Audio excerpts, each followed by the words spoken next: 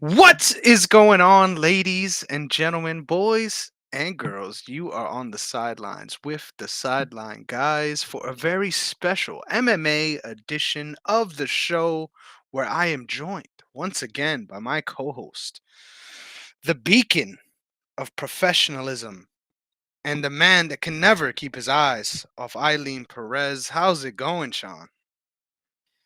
It's going really good. I had a very good week in the UFC Hellscape. I needed this week. This was huge. Really, man, it was such a big monumentous moment for you. I think it Yes, all has everything to do with Eileen's performance and nothing to 100%. do with our performance on the picks. But we'll get right into that in a second, nonetheless. But before we elaborate further, Sean, why don't you let the people know where they can find you? You can find me at SeanEgron26 on Twitter and bsreports.org for my website. If you ever want to get started in the sports world, shoot me a shout on Twitter or whatever, and I'll get you started.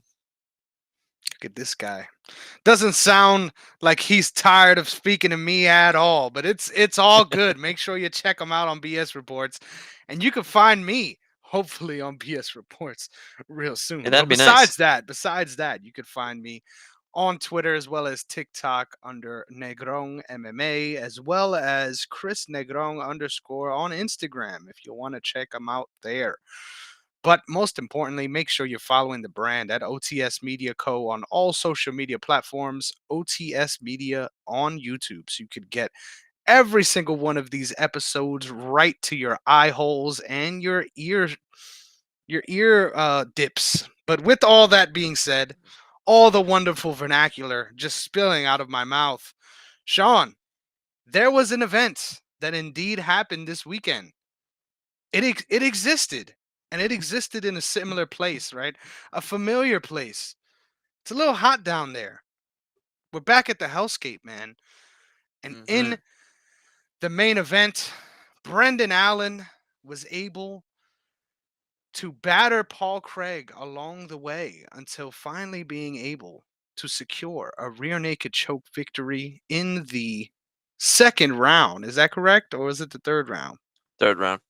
Look at this guy. Just all of it's just blending together at this point. But Brendan Allen, a spectacular performance nonetheless. Sean, how did you feel about our main event at UFC Hellscape? Wow, this guy is starting with the main event first today, huh? We're gonna go down. You know what? I like it. Um, I think this is exactly what we expected, right? I thought it was gonna be a little bit of closer of a fight, but Allen is, I guess, real deal. I'm curious as to what kind of happens next for him, and I'm kind of upset with the Paul Craig banter and the nonsense talk going on after this fight about what he should do next and what weight class he should be. I didn't think it was that bad of a performance from Paul Craig. You know, you're going, and we talked about this in the preview show where I felt this was a big jump for someone in his second fight at middleweight to get someone like Brendan Allen, who is on the hottest streak he could be. He's one of the best at this weight class right now, and this was always going to be a tough test. And you know what? I think it went as perfectly as planned. Allen is nasty, but I don't know whether giving him a top three guy like he was asking for is or a number one contender fight like he was saying is what he should get. I'm still leaning on maybe a top five, maybe single digit range. Keep him slow coming up, but I don't know. What do you think? This guy Sean is a big fan of the slow build, man. I feel like That's every right. time, no matter what's going on, this man wanted fucking what's this guy's name? Ilya Topuria to fight Max Holloway. This man That's right. wants That's what I still want it. all of the roadblocks before any potential title shots. That's right. I'm gonna be honest, man. It's kind of crazy how on point we were about this one, right? I was looking back at the promo clip I dropped for the episode, and I was like, man, ain't this exactly what the fuck happened in the fight, man? This guy might be knowing a little something. Not too much, you know what I'm saying? But just a little bit. Yeah, that fight was awesome, man. I think please Once again, I know the talk is so short-sighted, like we always are in MMA, but I didn't think this was a terrible performance from Paul Craig. I thought obviously he was ineffective and was on the wrong end of a lot of strikes, especially on the ground. But I think in general, put together a serviceable outing. I just think once again you're running into a different level of buzzsaw, and it's crazy to think how far Brendan Allen has come that we all unanimously think of him that way.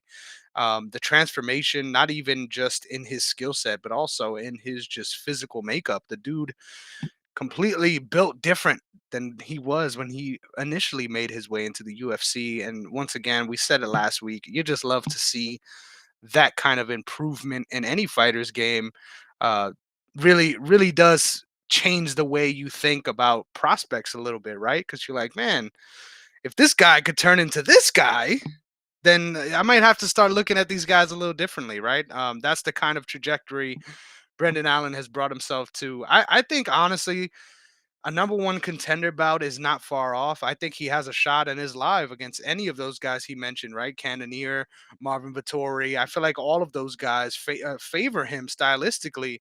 I think his game is just very hard to match because now he has the moxie to put some damn hands on you, right? Put the paws on you at range. And then once he gets in any sort of grappling exchange, it seems like he always finds the most dominant position. One of my favorite moments in this fight was that prolonged scramble, right? Where Brendan Allen looked like he almost had a rear naked choke. He had it so locked in, super tight.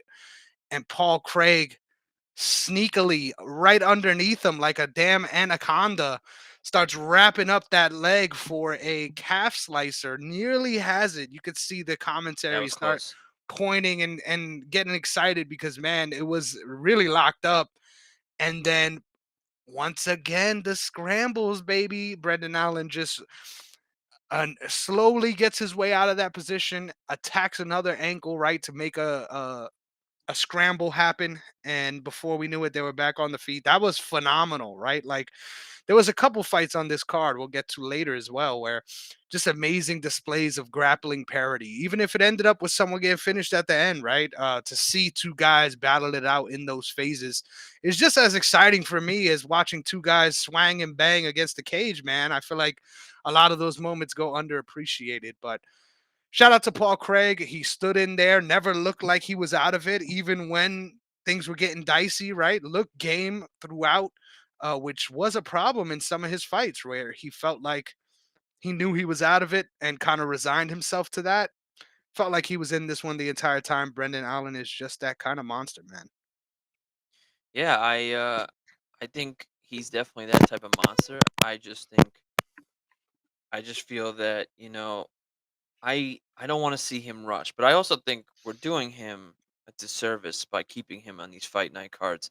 I think he deserves with what he's done and how exciting he can be, not even in the octagon, but even on the mic. Like he's an exciting figure for this division. It's what you need right now.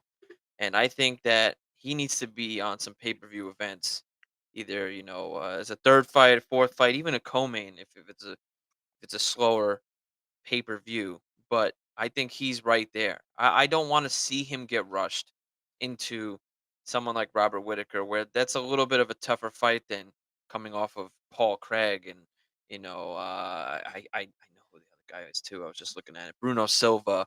Like those are completely different levels here, and so I think you got to give him someone in that top 5, 6 range.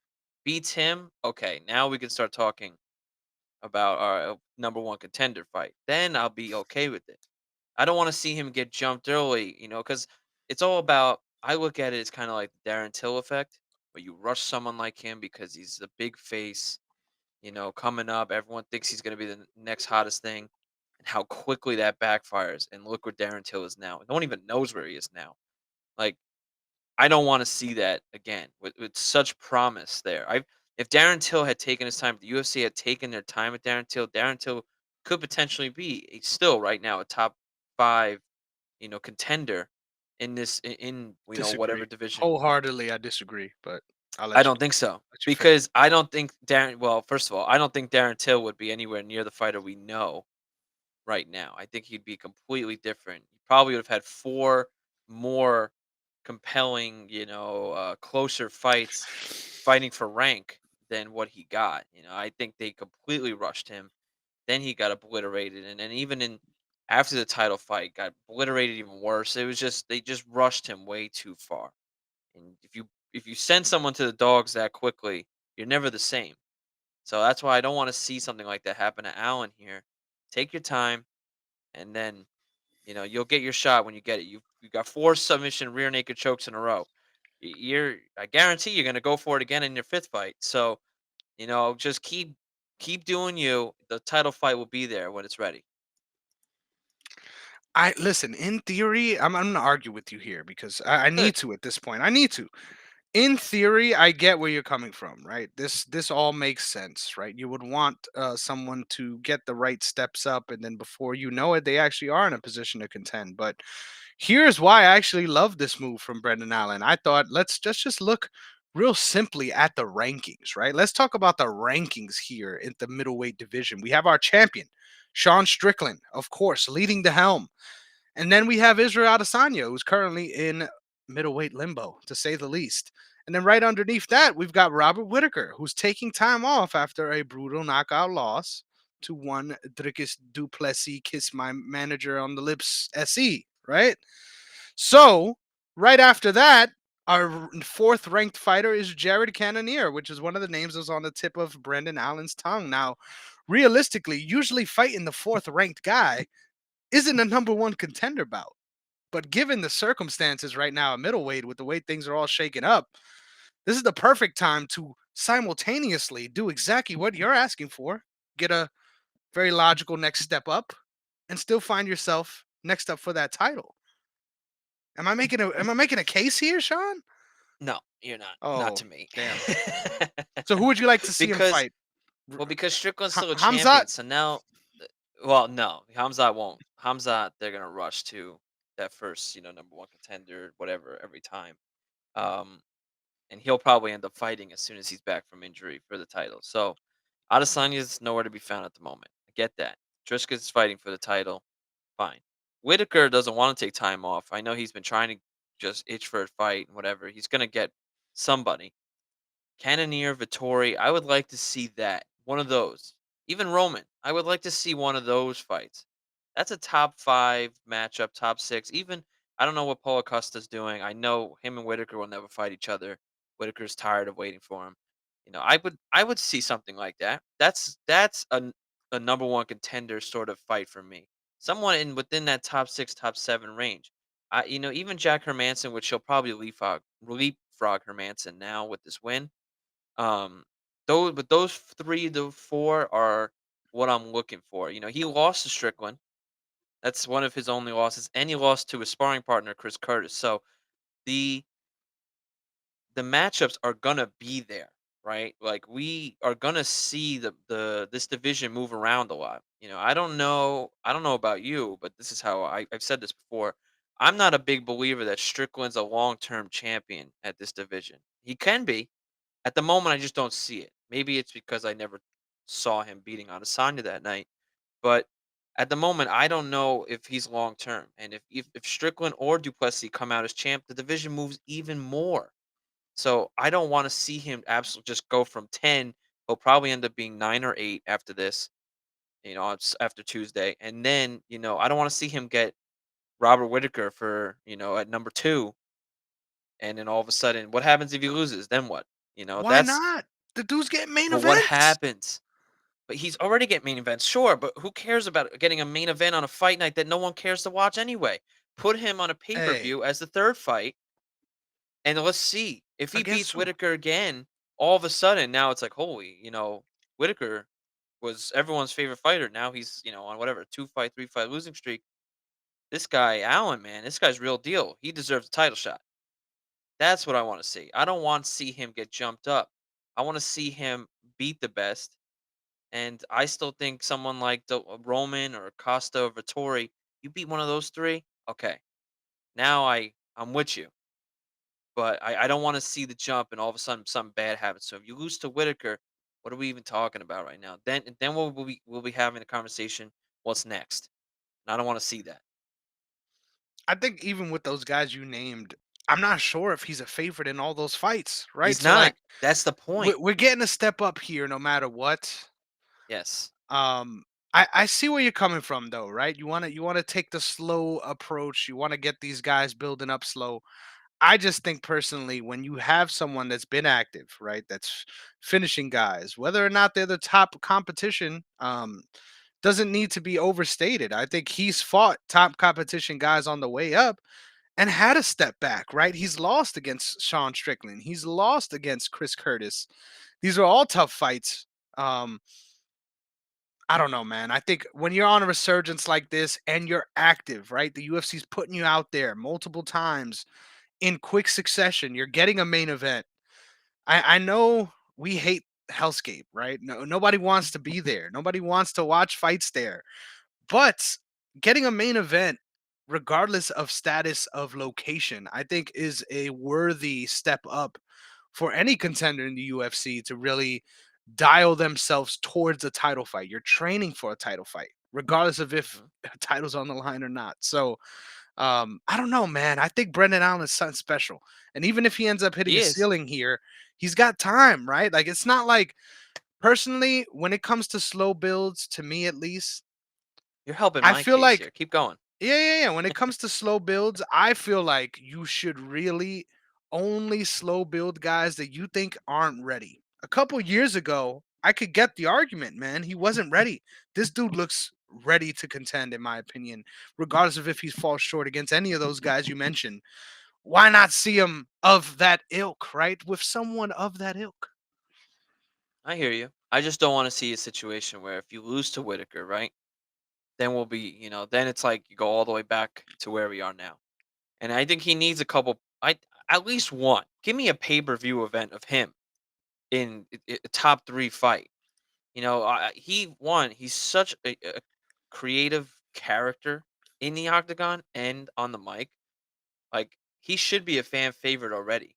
But he's gotten so many fight nights, especially during the COVID time. Like, he doesn't really have many fans that talk about him too much. The MMA fans like us, we know exactly who he is. But if you talk to like casuals, they'll be like, "Oh yeah, I kind of heard of that guy. He's pretty good. I know he's really good submissions, but I can't. What's his last three fights? I have no idea. Like they'll never know. And I think he needs a pay per view event against a top five guy, and then sure, and then if you depending on how he does in that performance, maybe I can agree with you that what, give him Strickland or Duplessis, whoever it is. All right, I'm with you there, but I think you still need a top five pay per view event guy. Sell him, to bring in more pay per view buys for a potential future title shot. It's a new face to a title contender, and I don't want to see that disappear. We've seen these names in the top five flip flop and go from 1 through 5 all year round for the last 2 years. So let's get something else in there. I'm So gonna be I real, don't want to Sean. see it I think rushed. we're on the same page. Slightly. I just think the fact that my boy Brendan Allen said, "Give me a title eliminator." It's just getting all caught up in your mind, right? Because Oh, now it's Cannonier's me. ranked 4. Cannonier's ranked 4. You're like, we got to give this guy a slow build. Give him someone in the Yeah. top 5. What's the Top difference five. between who he called out and a top 5 fighter? I think it was just Well, because he said I a said title yes. eliminator. Because he meant the words title eliminator made you feel like it was something that was completely out of the range, which I get. I get. But what you are saying you want for him is what he asked for. So it's like we're on Eh, the same page here, brother. somewhat. I see what you're saying. It's a very slim line. I'm more in. Mhm. I think he needs two fights. You're Oh, saying 2 one fights now. fight. Okay, okay, okay. That's what I've been saying. I said a top five, and then you could throw him in to a no, a number one contender fight. I want to see him beat one of those four guys I mentioned, then battle whoever the number one contender is for a title. For whoever goes to the title next. There's no reason to rush him. He's not old in age. He's got Mhm. plenty of time.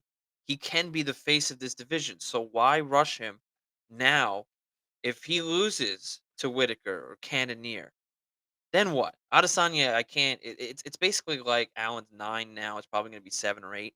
So I don't know what Adesanya's plan is, but I don't think he's the favorite against Adesanya or Duplessis or Whitaker or even Cannonier. So I don't want to see him rush to that number one contender spot. Give him a top five, 2 fights to the title thing, not Tony Ferguson 5 fights to the title, 2 fights to the title. Let me see that, and then I'm with you. All right, this is my I'm gonna give you one more hypothetical here because at this point I'm being annoying, but I just want to clarify This this guy right from won't let my it heart. go. No, it's all From good. my heart, I'm on fire right now. I got to do this, Sean. So you're saying we need two more fights, right? Yes. Let's do this hypothetical. Sean Hmm. Strickland's already fighting Dricus Duplessis, Kiss Me on the Mouth E, right? We already got that laid out.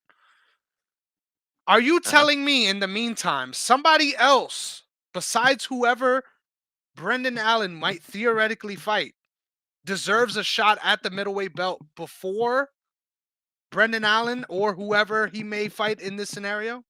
Is there someone else that sticks out to you? Well, I think Cannonier will eventually get it in front of him, and I think Hamzat will be in front of him as well. And obviously Duplessis is now, and depending whatever happens with Whitaker, whatever how many times Whitaker fights in 2024, I think is another thing. So I think there's still at least 3 guys that could be in front of Allen. So I don't want to see him jumped up in there. I think what's going to happen is Duplessis, and then for Strickland, and then Hamzat, and then whatever happens with Whitaker, Cannonier, and Brendan Allen, and I don't think Vittori or Costa are going to have any title shots anytime soon. So I think those 3 though will be right there as, choice number 3 for whoever the champion is, or even Sean Strickland if there's a rematch. What if Duplessis wins? Do they give Sean Strickland a rematch? What if Sean Strickland beats Duplessis and then loses to Hamzat? Do they give Sean Strickland a rematch again? Like Allen might be sitting backpack for a while, so you might as well give him 2 fights to keep him going and beat these guys so that you leave no doubt. I love that, man. I love that. You know what? You put me to shame here, man. I thought I had something going, but I think you are right. I think Hamzat theoretically, right, was already guaranteed a title shot too. So kind of blew up in my face there. But I still do feel, as far as actual middleweight competition goes, there aren't many guys who are more deserving besides him and Cannonier, which is why that's what I'm trying to see. But we have gone far too long on this main event, Sean. Shout out to Brendan Allen. Keep doing your damn thing. And I'm sure this ain't the last we'll see of Paul Craig. But in our co main event, we've got Michael Morales getting the unanimous decision victory over one Jake Matthews. I will throw to you on this one, Sean. How did you feel about this performance from the young Ecuadorian? To be honest with you, I wasn't that surprised. I was a little surprised on how close it was, but Really? I did expect it to go the distance. To be honest with you, Jake Matthews, and how many times have I said this? A zillion times. I even said it in the preview show that having this many fights in the UFC always has an advantage. You've seen it all, and that's what I said in the preview show. So I knew that this was going to be a bigger test than people realized. Yes, Jake Matthews is one of the biggest names to flop right in front of us. He's faced everyone. He was supposed to be what he was supposed to be, and it kind of never got to its destination. And unfortunate for him. But you're facing someone, like I said in the previous show, Morales was the Matthews of 10 years ago, and this was a great test. You're giving Matthews up and coming kid, and Morales, now you're getting this veteran who was basically you at the time. And I knew this was going to be a scrap. I did expect Morales to get the sub in the third round, which is what I said in the preview show. But still, it was close. I didn't like the 30-27, but I was fine with the 29-28. I did like Matthews in this fight, but I knew Morales had done enough. And I wasn't so upset about it. I think everyone wants to see a finish, a guy finish off a vet and kind of leave Jake Matthews in the dust. But Matthews is still, he's a gamer. So I appreciate him a lot, and this was a good fight for Morales, a big test for him for sure. Great shouts all around, man. I'm gonna get a little nerdy here, so bear with me. Obviously, this was my number one overall pick, so I'm pretty high on him, right? But I thought overall this was a spectacular outing for many reasons. The first being you're seeing some development in the game of young Michael Morales, right? That low line calf kick was the star of the show, if you ask me, man. Constantly throwing off Jake Matthews' balance and his willingness, right, to commit to strikes because he knows that calf kick is coming in and it's coming in at strange angles, right? Like it wasn't a consistent shot as far as landing in the exact same spot each time.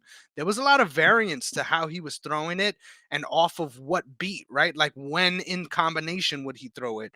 When he was being advanced on and retreating, when he would strategically just take out Jake Matthews' legs so he could continue to circle out. Like this was, in my opinion, shockingly a very veteran like performance from Michael Morales, where he noted Jake Matthews' biggest paths to victory, right? As far as pushing him back, landing that jab, staying durable in exchanges, right? We saw that throughout the entire fight. Both of these guys were able to land hard shots. I just thought Morales keyed in on Matthews needing to be upright, right? In order to land his offense. And as we all know, it's hard to stay upright when you're getting your fucking legs battered like that. So obviously not the most, oh my god, he's doing innovative things we've never seen before performance. That's not what I'm saying here. But it's important that you get these tools, right? And you add them to your toolkit in an effective way, that you're using them effectively. They're falling into your game immediately. And now you have this to fall back on, right? If you ever are in a similar situation moving forward, you know what it feels like. You know what you are targeting in those spaces, right? So I thought this was a great step forward for Michael Morales. I thought Jake Matthews at times looked very tentative because of the power of Michael Morales, man. There was some times where he just blitzed him with straight rights and really hurt him, right? Put him in bad positions off of shots that didn't even really land flush. They were kind of grazed, but still was able to get that kind of result. So if you have that kind of power and your technique is following behind it at such a young age, man, I've got good reasons for being this high on Michael Morales. Yeah, and see, that's kind of what I was saying. I think you took it to an extremely better level than I could have done. But now this is what I wanted to ask you. Now you seeing this kid, what is he, 16-0 now? He's a up and coming star here. What would you do with him next? What's some obviously you don't need to tell me a name, but what are you looking for in him next? Are you looking for someone with who's kind of more like him and his and how he fights? Are you looking for someone to kind of counteract him, or you want to give him a top 15? What are you looking for someone like him? I love that you asked me this, right? Because there's this other guy, 170, that happens to be on your dynasty team, Roman Kopylov. I would love to see those two guys square off. I know that both of them are huge for the weight class, and I know, am I mistaken? Kopylov has fought in a middleweight before, right? Um, Yes. but I think that fight would be amazing. I think in general, though, I agree with you. I think there is a need to see him against a grappler, wrestler type, right? Someone at 170 who's going to be able to take him down, mix things up, and change the phases in which he's able to compete.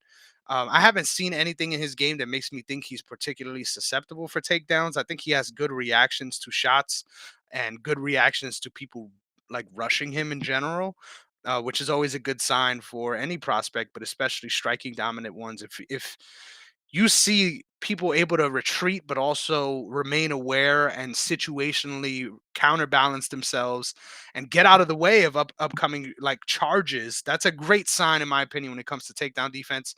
But we haven't really seen it, right? We haven't really seen him against a high level grappler at 170.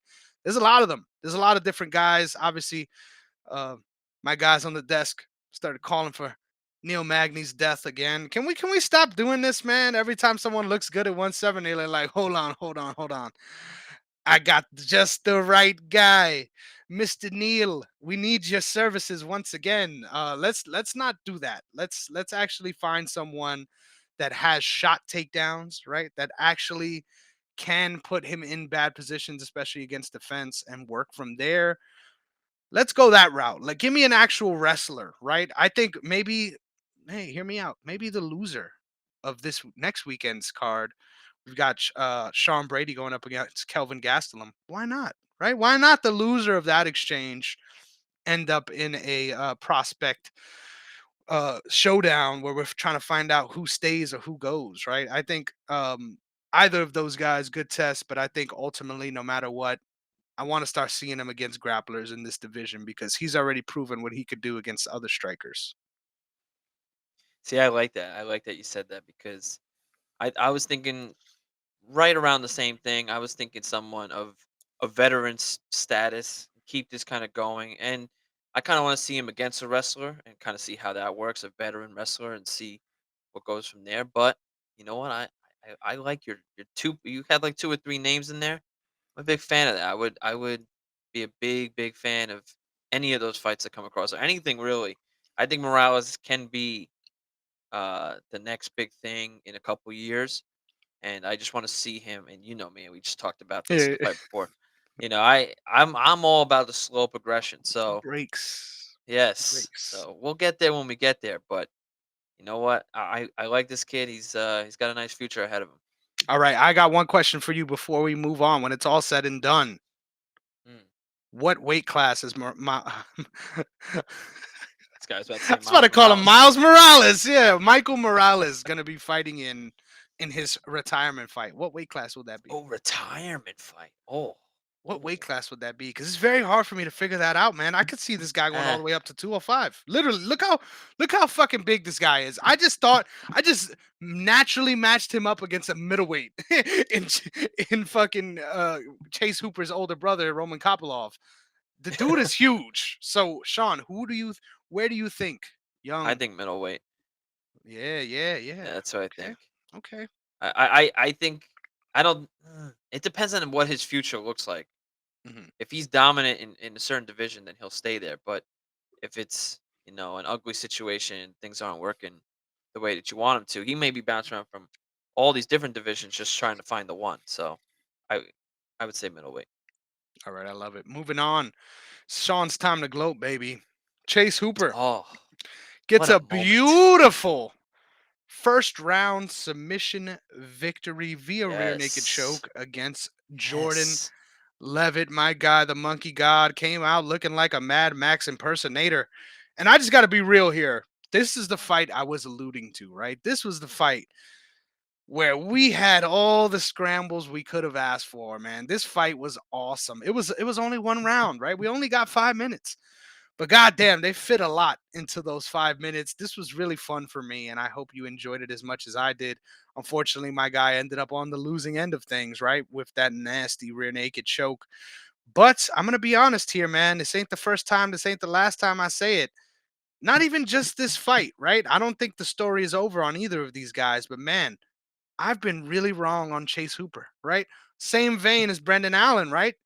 Kind of wrote this guy off because I felt like I've seen his upper bound limits, especially when it comes to striking and range distance. Man, this guy keeps getting better every time out, and I think 155 really is the weight class for him, man. This was an awesome performance and a great call by you. If you might entertain me here, what did you see coming into this matchup from Chase Hooper that gave you the confidence? Because I remember you telling me specifically that you knew he would be better than Paddy Pimblett at some point in his career, and I get that vibe. I understood that. But even when you said it then, it didn't really make sense to me how that transferred to this matchup. But it played out just like you said, man. So what were you seeing? Can you get me into the eyes of Sean here? Hmm. I don't really know how to explain how I saw what I saw. It's kind of like a gut feeling sort of thing. And, I just felt that it's kind of like kind of had more to do with Pimwin than to do with Hooper and it comparing the two, and it's not possible really. But it's like Pimwin was so hyper focused on that you could see his flaws so easily. And then with Hooper, it was kind of like people paid attention to because of, being like a kid and the baby face and all that. And, people don't really focus too much on losing or winning to someone like Hooper. Obviously, you go in there to win every fight, but there's a difference between getting Hooper as your matchup or a lightweight getting Paddy Pimblett, and because you know that everyone's against you, you know that everyone wants you to lose. I think that has a lot to do with it. But I think Hooper is nasty, man. I think he's got great ground game and he's got strength, man. He's got strength to take you out on the ground. He can, standing up, he's pretty solid, I guess to say. I think he still has some work to improve there, but I just felt in this one that this was more of a Hooper's type of matchup fight. I thought Levitt was going to be difficult in the beginning, but I felt Hooper could have had a better advantage in rounds 2 and 3, but it didn't even get there. But it kind of played out the way I thought it was, where Levitt was, went for the takedown early. They were sprawling and scrambling a lot. And right when you thought Levitt was about to get Hooper and you thought Hooper was in deep trouble, that crazy reversal.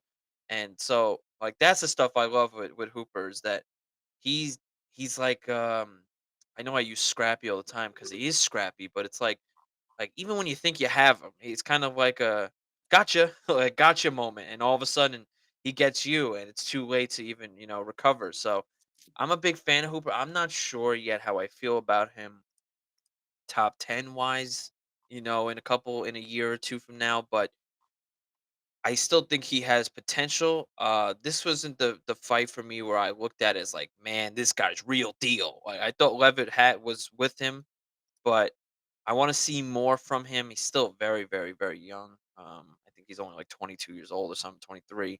So, or maybe 24 now, but still, he's still very young, and I want to see what's next for him. I'm hoping to have a Levitt type of opponent here, similar. I want to see a little bit more challenging. I want to see how Hooper takes it from this one. He fights twice, 3 times a year, so I know we'll see him again soon.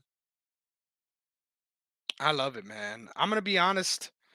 My favorite part about Chase Hooper's game is his inversions, man. He's so weird on the ground, so funky, has that real open Yes. guard style, where he just completely relies on his butterfly hooks in all scenarios. Like no matter what control position you're in, he's gonna regain his butterfly guard, which is kind of crazy to think about for someone that's so lanky, right? I think it's pretty easy to pin guys down when they have long arms.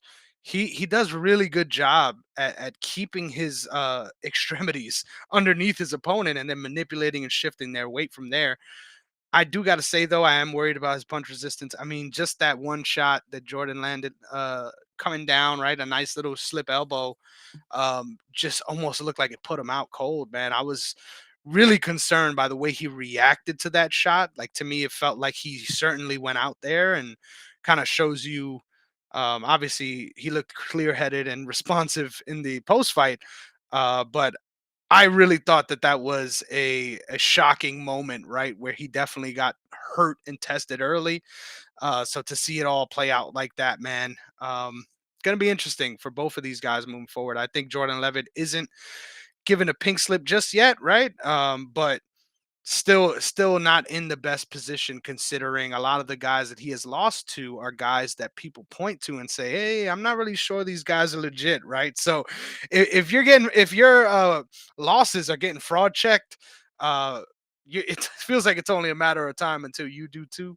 But I got an eye on both these guys moving forward. I thought this was a phenomenal fight and more to come on that. But next up, Sean's second stroke of brilliance when it came to the Dynasty team.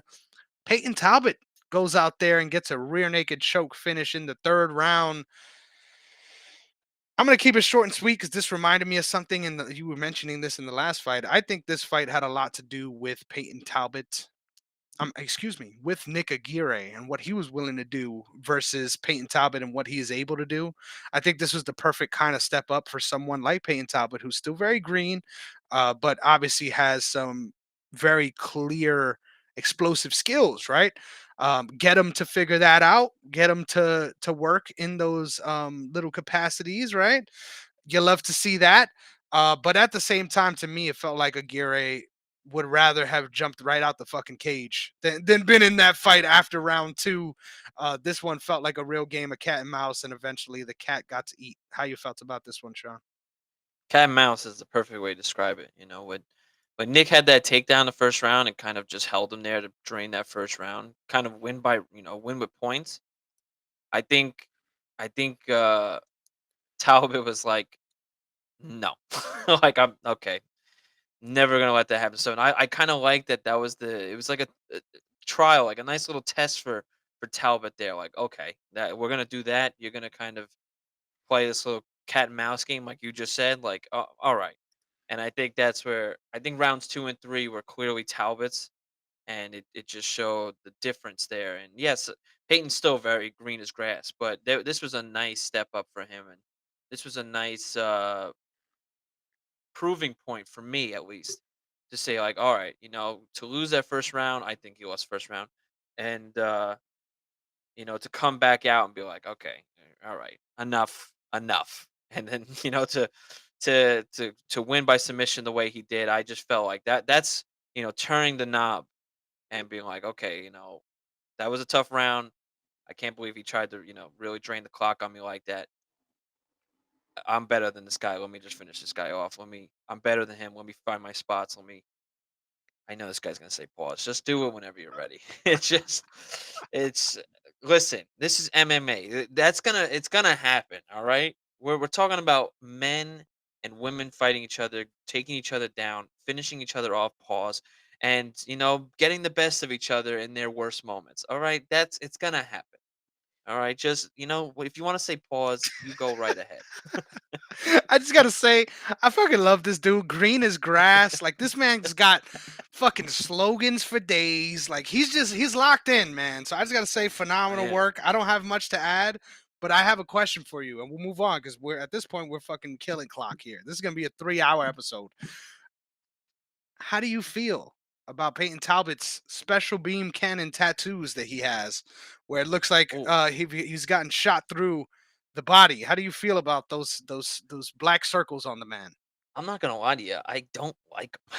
Like when I saw it, I was like, "Oh, what is that?" That's like I didn't, and then I saw the back, and I was like, "Oh, it's there too." I am not a fan of it. Like it just bothers me. I don't know what it is. Cool for him. I'm not a tattoo guy, Mhm, but I don't know. It's definitely not for me. But if it is mhm. for him, that's all that matters. It's very unique to say the least, Yeah. right? Just a black orb on both sides of the torso, just fucking strange, right? But the guy clearly beats to his own drum and probably beats off to himself. If you hear the way he talks about himself, dude, the dude is in love with some Peyton Talbot, and I don't think that's the worst way for a prospect to be in MMA. So great pickup for you there, Sean. Next up, Amanda Hebos versus Luana Pinheiro. I'm gonna be honest, man. This is another fight that I thought you and I, more so me, because you were a little on the fence, did a phenomenal job on calling and picking on this one. I remember very vividly saying, "Hey, Luana Pinheiro is good. She might even hurt Amanda Hebos here, but she's soft as baby shit. And once this fight gets on, and the going gets tough, things are going to be swinging in Rebos's favor. And honestly, this was probably my biggest pop on the card, dude. I was when that spinning back kick landed, the spinning heel kick, excuse me, that slapped Luana Pinheiro on the left side of her face. I literally jumped up and just fucking lost it. I lost my shit. This was honestly the most I've bugged out like that in recent memory, right? The comeback nature of the performance. Hebos, no matter what, S on her chest, she's putting the dogs out there every single one of these fights, and to see her get a signature win like this got me a little emotional, man. Am I just bricked up? Was this a phenomenal performance? No, it was phenomenal. Rebus has been around a good minute, and this was one of those fights that you needed to see from her, and I think it happened. I think this is one of that moment, that kick. I think will be in her highlight reel for the remainder of her career. We'll always remember that when we talk about her. So, man, what a great fight! Like it tested early, and I felt that I was a little nervous because this is exactly how I felt in the preview show. I felt like, oh no, like this is what kind of had me on the fence here. But man, I was so glad that it ended up working out the way it did. I love moments like that. Obviously, it sucks for Luana, But I love fighters like Rebus who been here a minute and just continue to push so hard. Pause. I know you're waiting for it, but it's just I love moments like that where they just never quit, and I'm so happy for her. I can't wait to see her next fight because I think this was a mass improvement from what I've seen from her. And you know what? I love to see improvements. Years into the game, years into the UFC, and I think this is one of those moments. Dude, I couldn't agree with you more. There's something about a fighter that has purpose, right? A fighter that is out there fighting for your fucking money. Even if you didn't put money on them, right? That they look like they're going through hell. They look like shit. Like there's moments in this fight, round two specifically, right? At the beginning of round two, that was a real gut check moment. Looked like shit. Absolutely leaking already after getting dominated, honestly, in the first round. And to have that gut check moment where even through all of that, you are battle worn already, and not once was there doubt in those eyes, brother. Not once did it look like she was ready to disappear in there, which I think is a huge attribute for any fighter, man. When you could not only talk about it, look like it, but motherfucking be about it when you're down like that. It is ask Anshul Jubli. It is fucking devastating, right? To the cardio and the psychology of a fighter out there. So once again, blown away by Amanda Hebos, and shit, I might do anything for that woman. Next up, Euros Medic was able to go up against a fighter. Sean, how did you feel about this fighter's debut performance? And why don't you try to give us a shot at the good man's name? Oral by? I know that's not Just it. You know skipped what? over the first name entirely. I'm not even gonna. I There's don't no even, first name there for me. dude. I've got no answers for you here. I just wanted to see how you did it because that's what we're rolling with. Because I've Midabek? got no clue. There's no shot. Ooh, What is it? I don't know, bro. I wish I knew. I have no clue. I said My Midabek. take back. My It's take back. definitely My take back. I don't know, bro. Mike Tykeback. I Sound don't like a know, bro. little bit of like a Mike Tyson accent in there. Yeah, you try to throw it in, right? You love to see it. How did you feel about his UFC debut and obviously the nasty neck crank he was able to get? Yeah, I love getting some neck cranks in there. You don't see them too often. So it was nice. And what did I say? What did I say going into the fight? We were texting each other. I said Medic Hey, would well, you do said this Medic. fight didn't exist. That's the first thing you said last First, week. you're right. But And during the fight, what did you say? that's not my fault. It is my fault, but it's not my fault. All right. I followed you and that website you told me to go on, and it cost me. All right. But Mhm. anyways, I Now I guess it gave is him still the my fault. reference too. Now I gave him the reference to the website. But go ahead, go ahead. I did feel, I still thought Medic would do enough. Even though we thought the fight wasn't happening, and then it was. I was, big surprise there. Um, I expected so much more from Medic, and I gotta give it to Orlby, man. I know I'm not even saying that right. I don't care, but I love that what was it, 7 takedowns, 6 takedowns, whatever it was. Like unbelievable. Like what an absolute performance. I don't even know how many. What was it? 5 days notice, a week's notice, Yep. something like that. It was something crazy. Where that's like one of my favorite. I know I said this before about Rebus in a way, but I love fighters who just take opportunities and just go all out. Whatever happens, happens. It's a win-win. But to honestly, like win that way, and it seems so dominant. It just, oh man, it's such like a fan favorite moment for me Mhm. that like now I can't wait to see what happens next for a guy debuting and to win the way he does 7 takedowns and I don't even know what it was how early Two second rounds. round Yep. if right so it was dominant. I like I said, man, I can't wait to see. I want to see like a full camp from him now.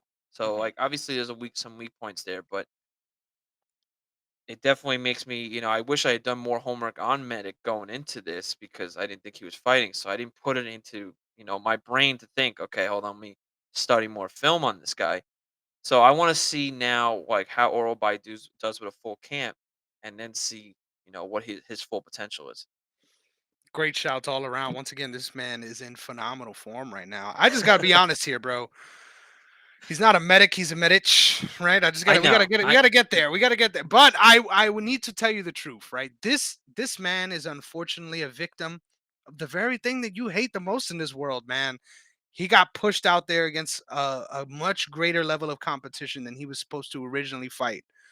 Yep. That's me being honest, right? I think if Johnny Parsons was to have fought Otobai on this fight, probably would have ended quicker. Let's be real here, right? I Yeah. think the specific style of Medic was actually a very good test for Otobai as well. Because early on in round one, man, he hit him with a shout out to Hebos. I said this about the Hebos technique too, but just the fucking Tekken combo, right? Like 5, 6, 7 shots in a row where you like, God, God damn. Like each time it lands, you like, he has a family. Like it He's looked doing bad, this. bro. It looked bad. Yeah. And never looked shaken, never looked damaged really, or like phased by that moment.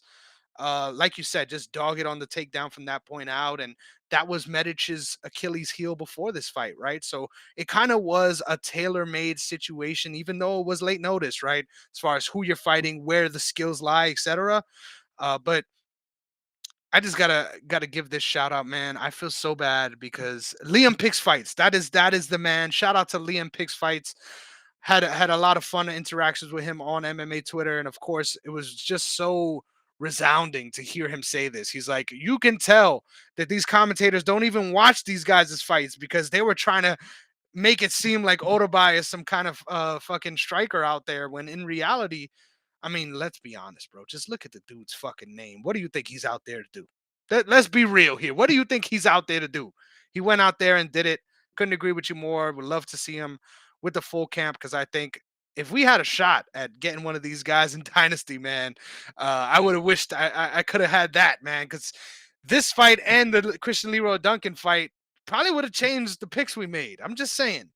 But we'll make sure that doesn't happen again and we'll move on. Great win for Otobai in his UFC debut. Next up, Jonathan JSP Pierce gets submitted with a power guillotine, aka ninja choke, by one Joe Anderson Brito. I'm gonna lie. I'm not gonna lie to you, bro.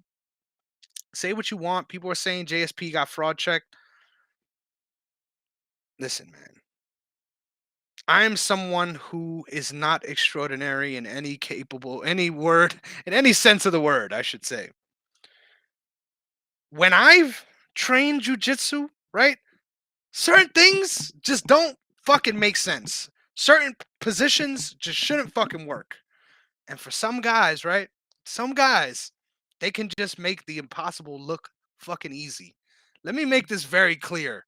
Not only was JSP dominating, right? Especially in that second round before the choke, but JSP was doing everything he could technically to put himself in the right positions and literally got caught within a split second in a transition standing up.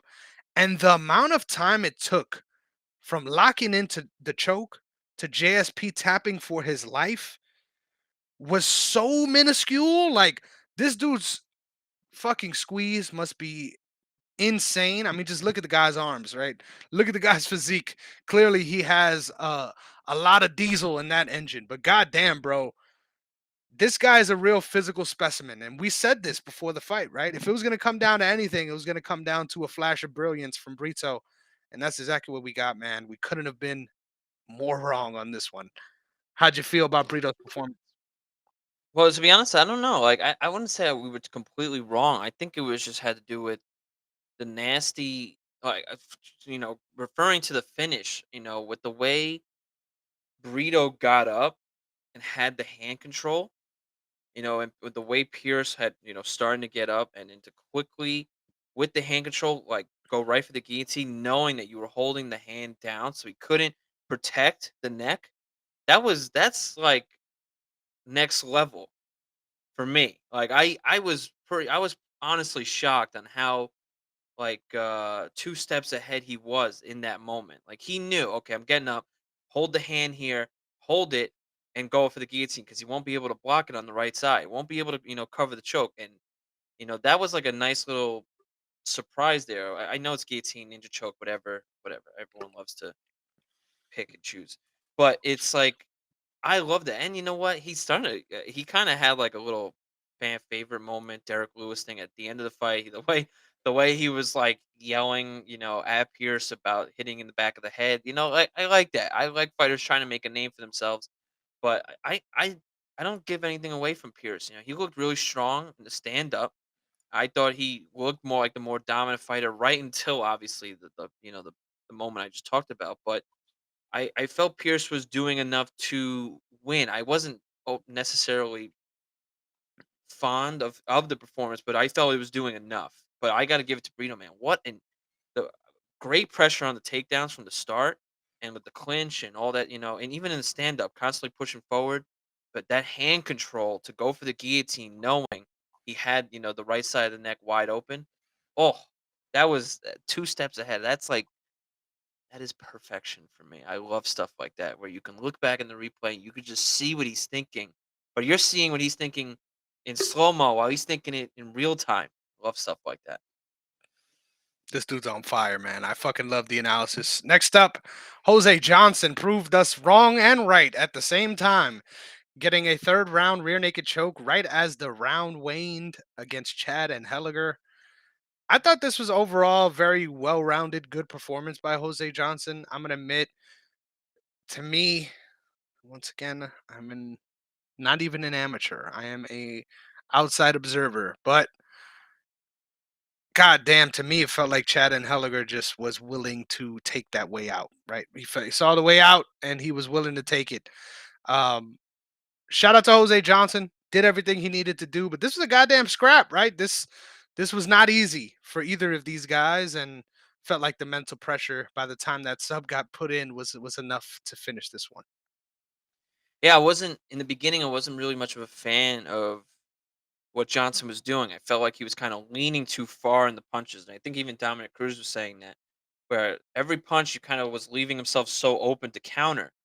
But it clearly you saw the disadvantage there, and how different of levels these two fighters were. And I felt that once Johnson took him to the ground, it was kind of like game over in the beginning. And then once you get to I forgot what position they were in, but the way that he was keeping the hooks in, so that there was literally for like over 90 seconds long, couldn't even get out of the hooks, to the point where you kind of leave him no choice. You gas him out, and then you get the rear naked choke. Like that's next level performance to keep him stuck. No matter how hard he tries to sprawl himself out of that position, he couldn't go anywhere. There was nowhere that N. Helger could go, and you know that's what leads to a beautiful RNC. This guy, man. I feel like a proud uncle right now, man. This guy is just fucking killing it right now. Couldn't agree with you more. Jose Johnson looked really relieved after the win too. I think moving forward, he's still going to need to make incremental steps up in order to stay around in this division. This is a very tough division. But you like what you're seeing out of Jose Johnson. I'm gonna be honest. Chad and Helliger, very hard nose, get it how you can get it kind of fighter. Not sure how far he will continue to go in this division. But next up, Christian Leroy Duncan defeats Dennis Tui Louie Louie Lulululululin with a motherfucking, once again, Tekken combo of punches and elbows against the fence. I thought overall, man, young CLD, just showing the well-rounded game between the takedown threat and then obviously the fluidity with that Taekwondo style.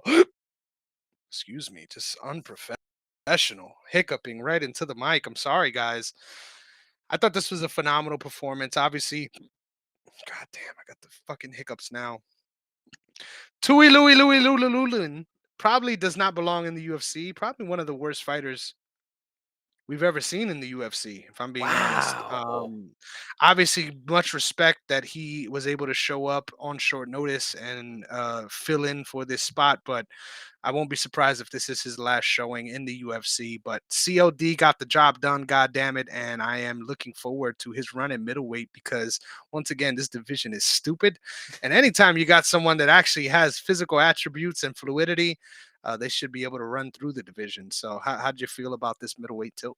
This was a kind of like a clinic performance where I loved what Leroy did in the or Leroy Duncan. I don't know why I go for Leroy only, but Leroy Duncan.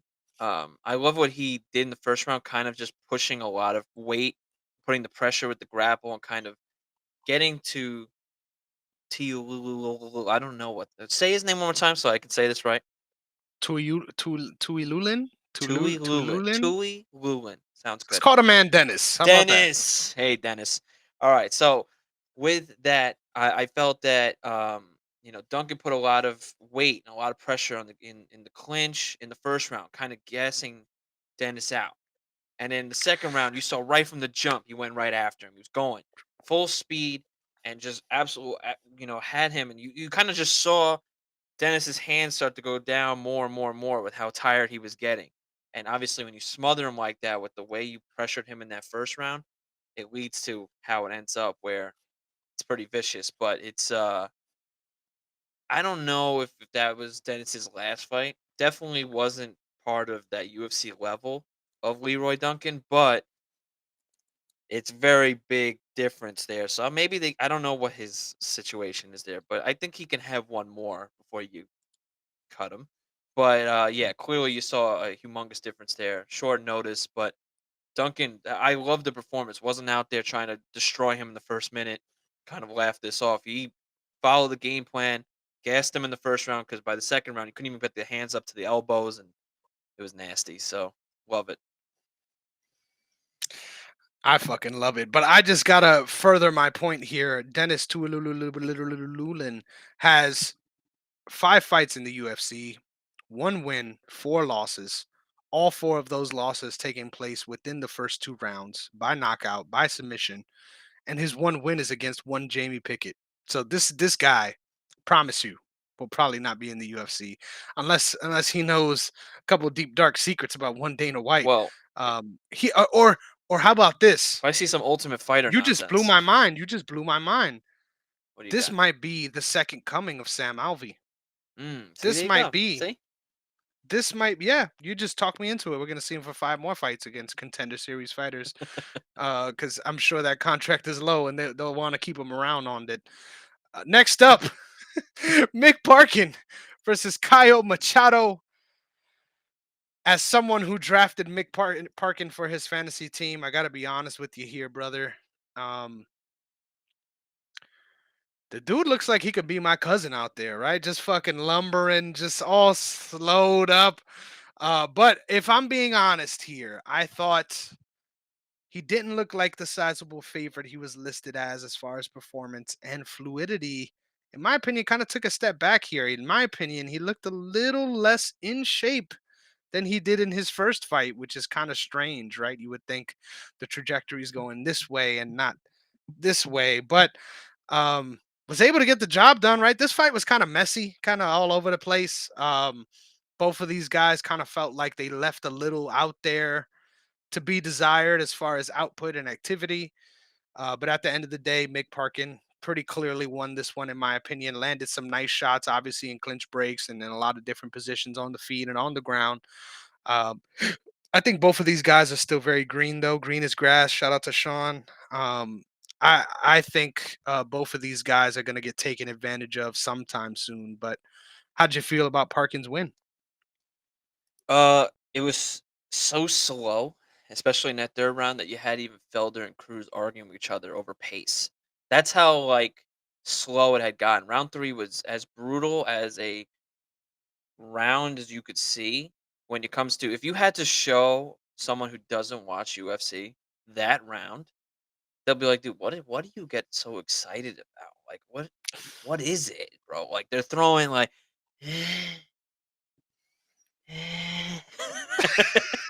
you're just seeing nothing there. So it was granted, I get it because that first round you had a lot of clinch work, so you saw a lot of holding on to. You saw them gassing out. They're heavyweights, man. That's tough to see.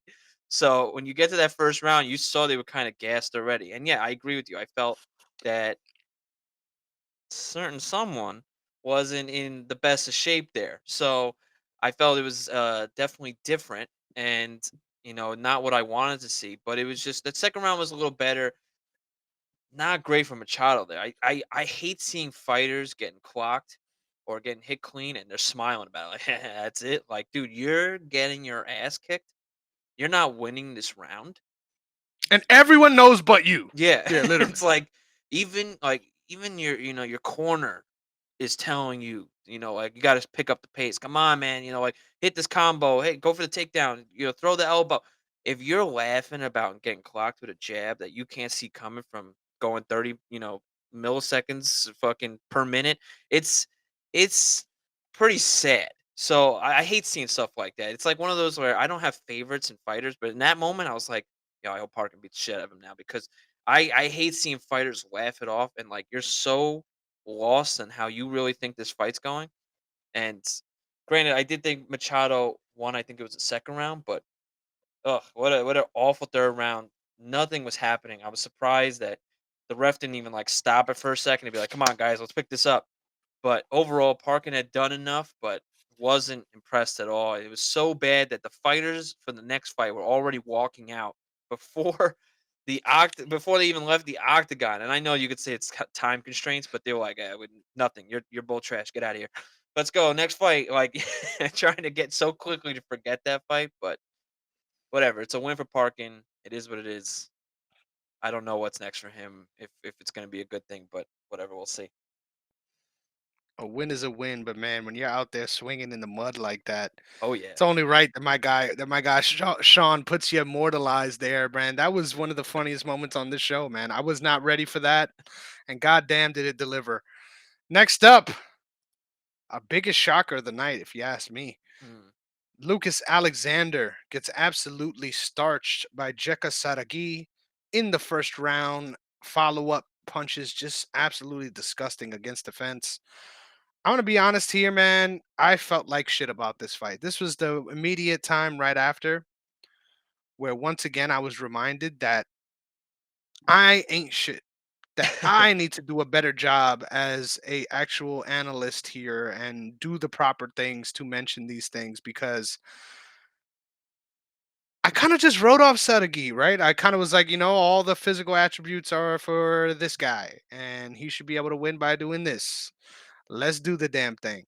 But Sadagi's tape has shown that he always has been a devastating striker, right? Even if he gets stifled a lot on the way to those positions, man, he clearly has next level gear to go to, right? Where most guys don't have that kind of power in that small frame. But love that he moved down in weight here, and it seemed to be the perfect situation for him, cutting weight once he got here in the UFC, and um, just looked to be in phenomenal shape. Right, looked like a man. I was about to say something very racist. You know what? I'm just gonna let it drop. Looking like a young Manny Pacquiao out there. Ooh. Um, but goddamn, devastating knockout. Right, just caught him sleeping, literally, and then those follow up shots, man. I hope we don't see Lucas Alexander for a while. This hurt. Obviously, he was on my dynasty team, so this was a big hole in my heart. But as an analyst, man, I owe these guys a lot more respect. And Sadagi, you got me. I'm sorry. I won't do it again, brother. I am familiar with your game.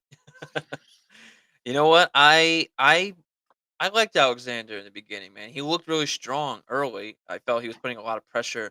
It wasn't until he threw that body kick and he slipped, throwing the body kick. And I think it's moments like that where, people may see that as like, oh, he slipped, no big deal. But that changes the whole, trajectory because he's trying to slip his way out from getting back up and creating distance so that he's not clipped, but his biggest mistake, Alexander, was getting up and turning around and giving him his back. So when you gave him his back, all of a sudden you have no idea what's coming your way, and then you get clipped, and you never saw it coming. It was kind of like um, 295 with Matt Frivola. Like he was backing up and never saw the kick, and then all of a sudden he's asleep.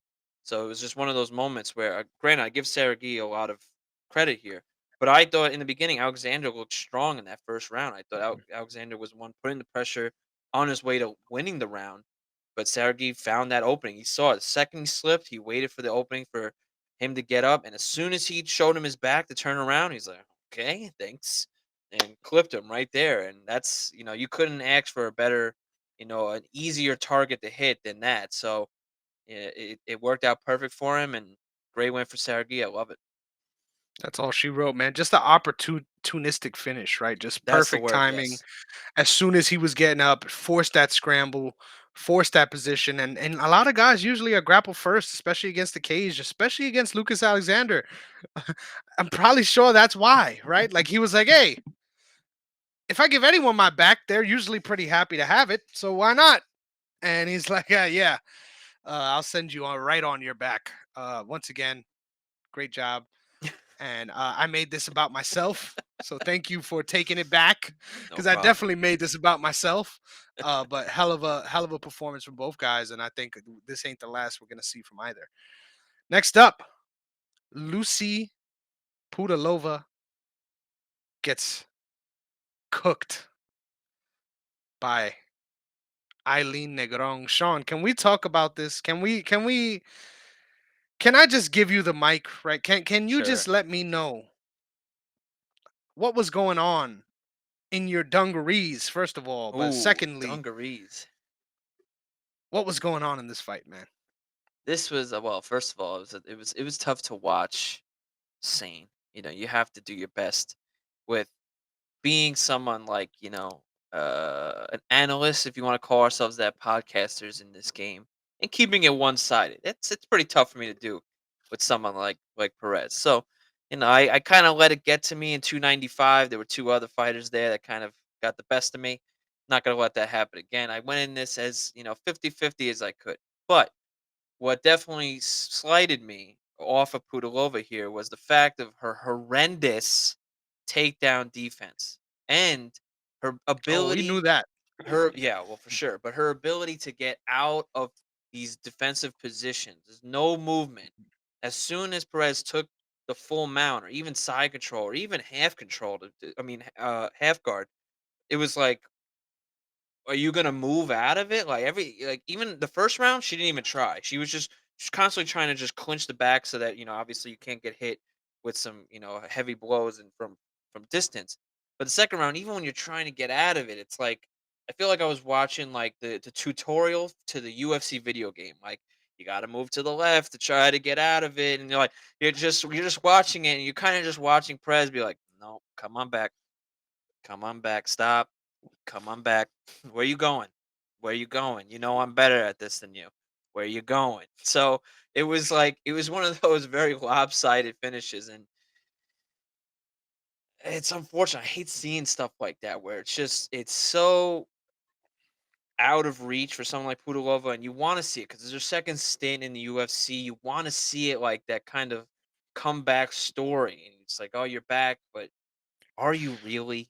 And it just there's a difference there. But granted, it was a nice little feeling for me at the end. A nice little win celebration. I'm always going to be a fan of that sort of win celebration. I think the commentating team would agree with me on that one. There was, it was some fun. I had some fun there. They definitely had more fun than me. I look forward to the next fight, and I hope to see that again. That's all I'm going to say. Hey, I love that from all angles. But I'm gonna be honest with you here. Was a little discouraged by that third round performance. Obviously, we saw Pudilova gain in some of the very same positions she was in throughout that entire fight. And right out that round in top position, you still get to get up and shake that ass, baby. So it doesn't really matter. But I think it's moments like that, especially in third rounds, right, that really get me to feel some type of way about fighters. I already do feel some type of way about Miss Perez. But as far as their prospects and their future, man, I think it's more important, honestly. And if you ask me, I love one championship's rule set because the fight gets scored as a totality, as a whole. In my opinion, and once again, this is not the rules that we fight under. So I got to make it clear that it is my opinion. But in my opinion, the third round is more valuable than the first, especially in the third round fight. And to see Pudilova be able to turn it around after, like you said, Derek Lewis level defense in the first two rounds, minus the athleticism, like just chilling, like just purely chilling. And then for you to be able to get those same top control positions after not really showing a way to get out of them early, like it just felt very questionable for me. So I will be keeping the good old fade meter on Mrs. Eileen Perez in the future. But I did like, and this is me being honest, once again, this isn't me throwing shade, but I did feel like she really looked in much better shape in this one compared to her old fights. Had a little six pack growing in, right? You love to see things like that from developing fighters. But complete performances is what we need. But I need to ask you about the ground and pound, man, because I thought two moment right where I thought it was Oh very yeah. clear what she was doing. Right, so there was some gyration added into Mm. that ground and pound in round two. Am I crazy? No, you definitely wasn't crazy. It was. I think it was one of those moments where even the camera crew was kind of like, "We seeing that too? Let's change the angle there. I don't know if we want to.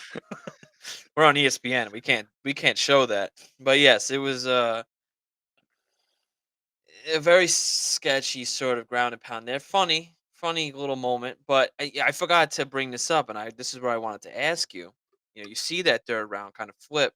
The quick two takedowns by Pudilova. You see Perez gas out so quickly in that third round. Is that something you're concerned about with Perez moving forward?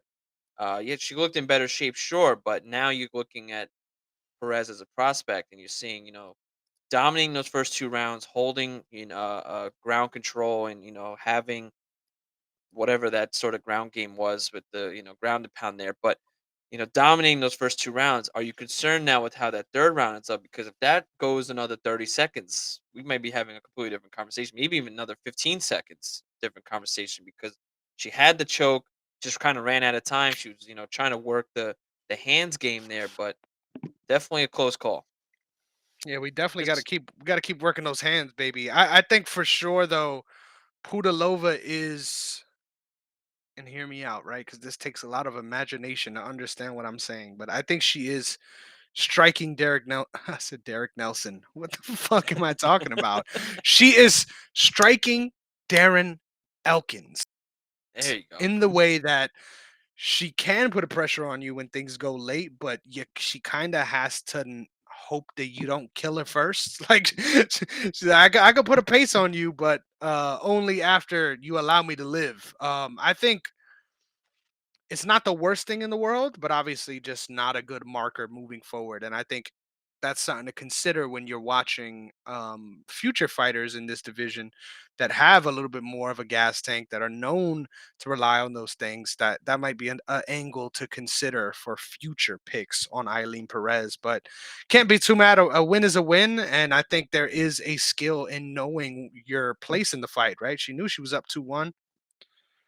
Time to just survive, right? Sometimes you just got to survive before you can defend and attack. But next up, Trey Ogden, Nicholas Moda.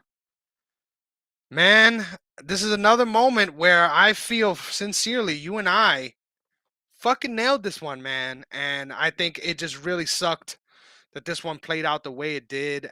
Just left a horrible taste in my mouth, man. I hope Trey Ogden gets taken care of monetarily because he was on his way to winning this fight, man. There's no two bones about it, unless he got struck by a meteor or a random last second shot. Seemed like he had this one in the bag, man. Just felt like a step ahead of Nicholas Mata the entirety of this fight, even though Mata had that dog in him, right? We talked about it. He never felt like he was out of it, right? Constantly competitive, hurt Trey Ogden a couple times, I think. But to me, I thought Trey Ogden just looked so much sharper on the feet. That jab was pumping all night, man. This was one of the more punishing performances on this card, where multiple times throughout the exchanges, I'm here like Steve Willis, right? I'm like that boxing referee, just ooh, I'm losing my mind watching this because I'm like, man, these are really fucking clean shots. And I just came away blown away by the fact that Trey Ogden, in my opinion, is my favorite archetype of fighter, right? The guy that might not be the most athletically gifted, but he's going to go out there and beat you with skills, man. Skills pay the bills. And it's just so unfortunate that after having him fully locked up in an arm triangle that looked like it was only a matter of time, my guy, which he isn't a terrible referee. Mark Beltran has a very good history in the sport, but made a terrible call And in a line of terrible calls that we've been seeing a lot of lately in 2023, where in grappling positions, instead of letting certain chokes play out, they're stopping it prematurely, and then we end up in a scenario where fuck, now we got to run this fight back. This fight was not competitive, right? This fight, in my opinion, if we went to the cards, felt like Trey Ogden could have been up 3-0.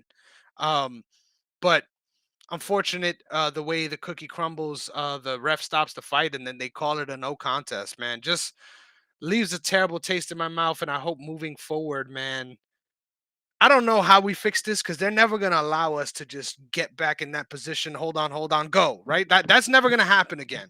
They're never gonna change the rules to that. But in this position, man, I think it's justified. Just give us the fucking judges' scorecards. Give us the cards. If you're going to a no contest in the third round because of a interference issue, why are the judges there, man? They've gotten paid to judge the fight already. You might as well go to the cards and see what they were thinking at least. Man, am I ranting for no reason here, or is the system broken, man? Because we keep talking about, hey, you got replay. We're getting closer to the right side of the coin. We keep seeing shit like this, man. I'm gonna keep getting pissed off. No, see, this is the part where I was pissed off because I felt that there's less than a minute left in the third round. You know, the fight I felt to me I felt was 3-0. I felt Ogden was super, like you said, very jab heavy and was landing and connecting. Mata was so far on the back foot for the majority of the first round, even the second round.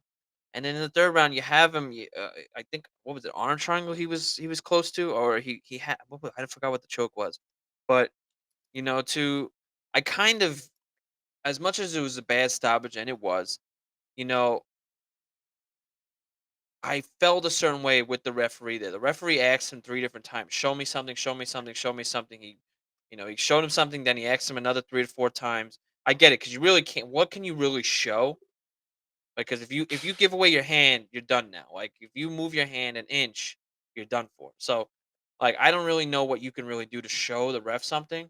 And if you're talking, you're hurting yourself even more. Like, you're trying to remain relaxed with a choke pretty close to being secured. That's rough. So I think, like, I agree with you 100%. I think that's one of those where you got to go to the judges' scorecards. It's less than a minute left. There was no way that uh, Ogden was going to let go of position and lose it. Mata was not getting out of it. Maybe he was, but even if he did, 30 seconds, there's 10 seconds left in the fight. Nothing's going to really change unless you're seeing one of the craziest, comebacks ever. Alistair Overeem getting knocked out sort of situation. But, that's messed up. I hope that, you know, he still gets his win bonus because he deserves it. And it seems like I've been there where you do so much and you work so hard and bills are tight, where you get your fight money, but he's the one, he doesn't, I don't think he really cared about getting the win. I think on the record books, I think he just wanted that win money.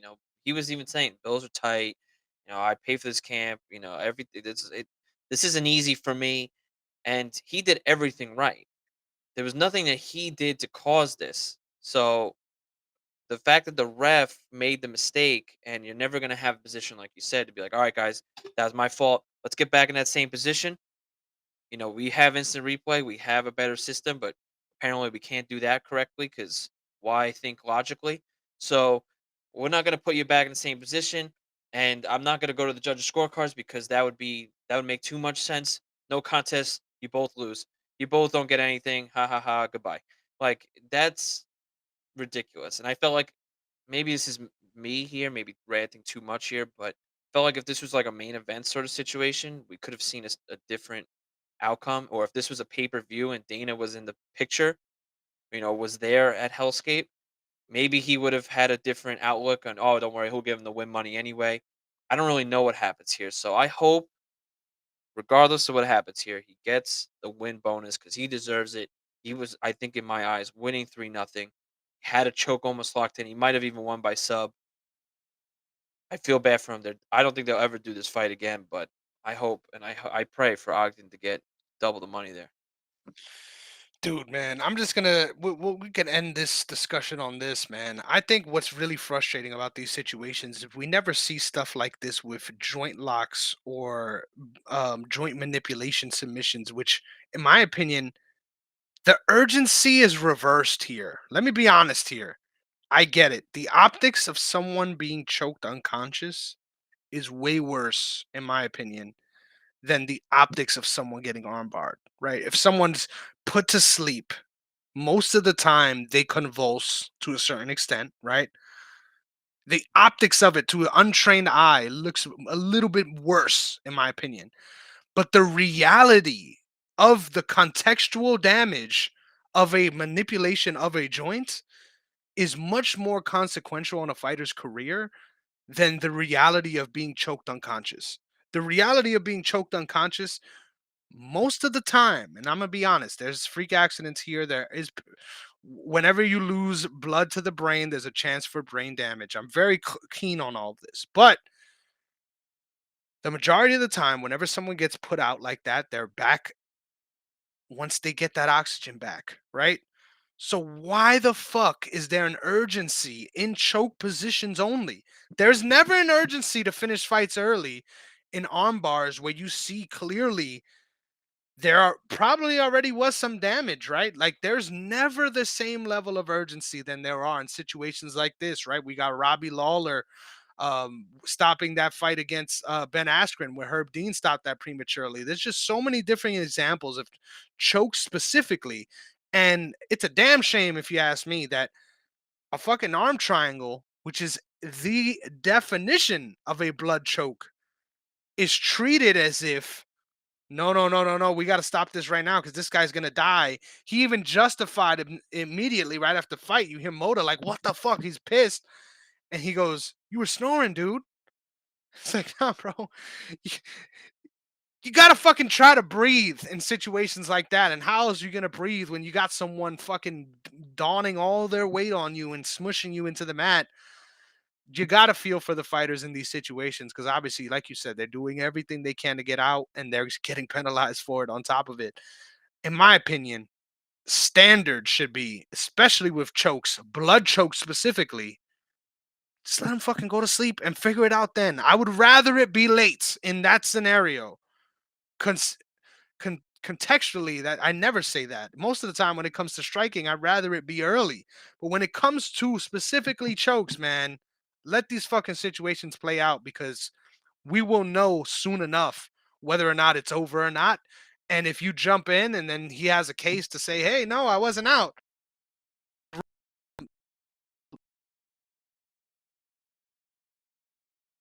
There's a real chance, and Moda sparks him out in the first round. Like there's a real chance of that happening, and that can only exist in this universe because of Mark Beltran's fuck up. I'm gonna be honest here. Beltran's a referee. I'm not trying to shit on him. It's just we to learn from these instances, man. And in my opinion, that's the only lesson to be learned. I agree with you there. I felt I'm not to continue on this, but I agree with what you're saying. I think it's better to be late than to be early. And I know that's weird to say, and people would to have backlash on that. But you get these sort of situations where, in that moment, in that sort of choke, it's better to. I know you don't want to see someone necessarily fall asleep. You kind of want to catch it before it happens, and in that moment, you really think it's about to happen, and you kind of rush and jump the gun there. But now you lead to so much controversy here, and now fighting careers could change. So many different situations could change. So, like I was saying before, I hope that even with no contest on both their records, I hope the UFC and Dana treat this as kind of like a win for Ogden, kind of move him forward and give him the win money, and kind of treat this as yeah, it's a no contest, but we know who was gonna win here. Yes, sir. Our final fight on the night, Charles Johnson on the wrong side of a unanimous decision victory. Hey, man, once again, you already know how I feel about third rounds, how they should be more important. Charles Johnson's never lost a fight under Stockton rules. Like, I'm going to make this very clear. Under Stockton rules, Charles Johnson is undefeated. it's only a matter of time until he's able to get to you. But man, it just really sucks that it seems like we'll never get to see Charles Johnson in a 5 round fight, considering, man, if you gave him 1 round in the majority of his fights in the UFC after the third, seems like this guy's on his way to winning and winning big time, man. Real bad beats. Shout out to Rafael Estevam. Looked phenomenal in round 1 and 2, man. I thought his control and his ability to mix things up, being such a dynamic athlete, um, that dude is dangerous. Don't get me wrong. I think there's a lot of guys, especially with similar athletic ceilings as him, that could really make him think and sort of draw his game out and bring that gas out a little bit earlier. But this was a phenomenal fight, and in my opinion, great performance by both guys. Right, Estevam showed up, did what he needed to do to win 2 rounds, and Charles Johnson showed up and did what he needed to do to win the optics of the fight. Right, I thought it was pretty clear who was worse for wear at the end of round 3. But these fights get judged by round, and it's very clear. Estevam won 2 rounds. So Sean, coming into this one, what made you lean towards Estevam, and were you confident once the scores were being read that you got the right guy? Yeah, because I mentioned in the preview show here, and it kind of worked out in his favor, where it was about distance, keeping the distance, and I felt that Esteban was good at doing that in the first round early, with keeping the distance, going for a bunch of leg kicks, and using body kicks in there too, and then going for the takedown. Obviously, the first takedown attempt was pretty terrible. But, to eventually get the heel and then flip, and get the takedown, even in the second round, having the body lock and then even the hip toss, like I I liked how he was keeping the distance in the stand up till he was able to get to the ground game, and then he was dominating in the first 2 rounds with the ground game, kind of leaving Johnson nowhere to go for those first 2 rounds, and he's not better than Estevam on the ground, and I think that's where he stole those. I shouldn't say steal. It's where he took those first 2 rounds pretty handily. But it was the third round where you saw Estevam was kind of gassed, and Johnson. This is where you kind of say like the Stockton rules, with the Diaz brothers, where they just third round and up. Now you're in their game. Like they always let you have those first two, but now their cardio is at full work, and that that third, fourth, and fifth round, and it sucks that you don't get to see a fourth and fifth with Johnson, but yeah, and then you get with with Estevan where he's gassed. Johnson is hitting him pretty strong, and it just kind of ran out of time for Johnson there. And it's yes, I in real world street fight, whatever you get to that third round, you go to a fourth round, you're probably seeing Johnson TKO Estevan, or have that sort of situation happen. But because the fight ends after 15 minutes, and Johnson's not really putting the pressure on until around the 12th minute mark, kind of ran out of the time. You let 9 minutes go by, and that's what you get. And it sucks, but Esteban did what he had to do to win 2 rounds, and he got the win. Yes, sir. I agree with you on all fronts, man. Very clear. One should have been scored, so it was a trick motherfucking question. But we finished the night. Both did pretty well when it came to the head to head picks. I went 7-4 and 1 no contest, while you went 9-2 and 1 no contest. So you have extended your 2 game lead to a 4 game lead in the head to head picks. We've got me sitting at 110, 66, 3 draws and 4 no contests, while you have 114 wins, 62 losses, 3 draws, and 4 no contests. Man, I just got to be real here. I think both of us have phenomenal fucking records, right? Like we're almost double the amount of fucking wins than losses here. So I am not ashamed at all to be down against you in this pick race, but extending the lead here by 2 points has me very nervous, right? On a week where I didn't do terribly, I now find myself back 4 games. So I've been in this spot before, right? We cut it close. It's time for me to get some of those bad boys back. But as far as Yeah. dynasty went, I finished the night 2-2 with obviously Michael Morales and one Mick Parkin getting the job done for me, while unfortunately Lucas Alexander and Jonathan Pierce fell short, while Sean went 3-1 with Brendan Allen, Peyton Talbot, Chase Hooper all getting the damn job done. But of course, he had to get an L since he picked both main event fighters. Paul Craig gave him his lone loss. I finish the night 39 wins, 20 losses. Wait, hold on. No, I am correct.